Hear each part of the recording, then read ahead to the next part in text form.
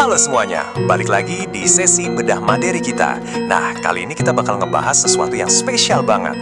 Kita punya sebuah materi animasi edukatif berdurasi sekitar 6 menit yang menampilkan orang-orang Indonesia dengan pakaian adat mereka yang super keren.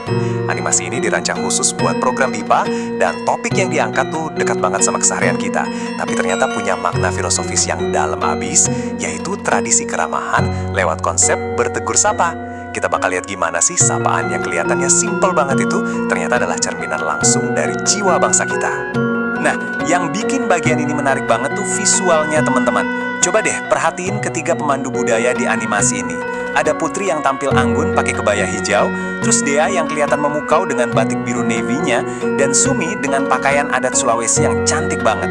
Pakaian-pakaian tradisional ini tuh bukan cuma sekedar pemanis layar loh, ini ibarat pintu masuk visual yang ngasih lihat kita kalau budaya Indonesia itu super beragam, tapi pada akhirnya disatukan secara indah sama satu hal, yaitu tradisi keramahan yang luar biasa.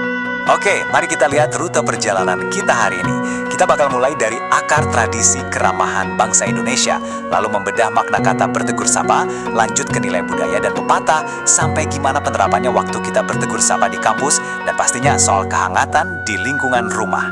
Perjalanan ini bakal ngebawa kita dari teori budaya langsung ke praktek sehari-hari. Kita masuk ke bagian pertama, tradisi keramahan bangsa Indonesia. Jadi gini ya, kalau kamu mikir keramahan orang Indonesia itu cuma buat basa-basi supaya kelihatan sopan di depan orang asing, wah kamu salah besar.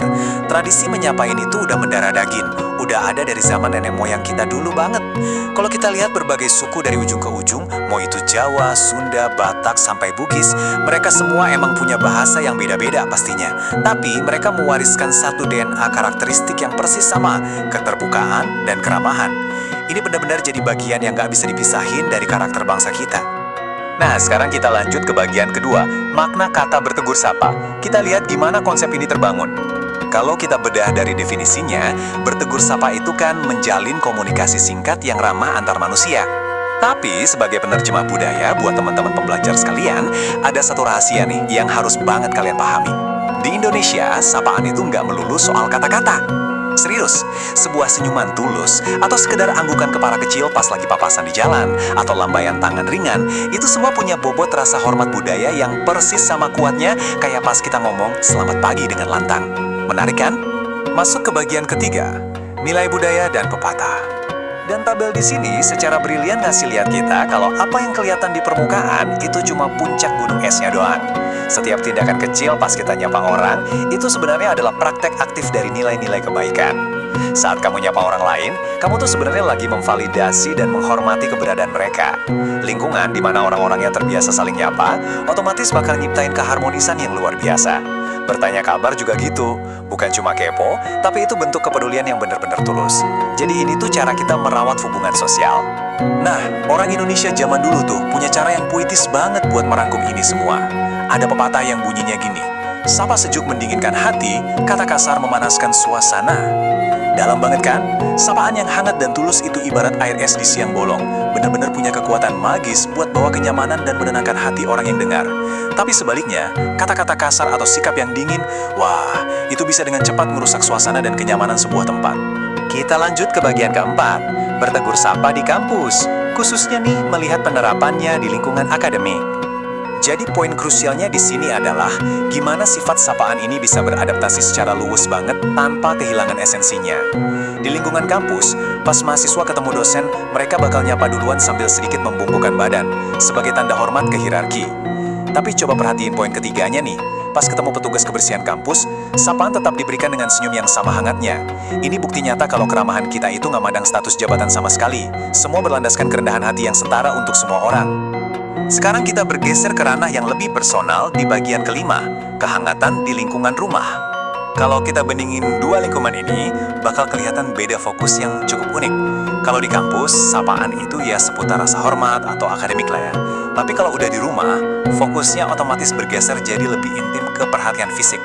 Contoh paling legendaris nih, sapaan udah makan. Buat teman-teman dari luar Indonesia, ini penting banget buat dicatat. Di Indonesia, kalau ada yang nanya udah makan, seringkali itu bukan berarti dia ngajak kamu makan bareng saat itu juga loh.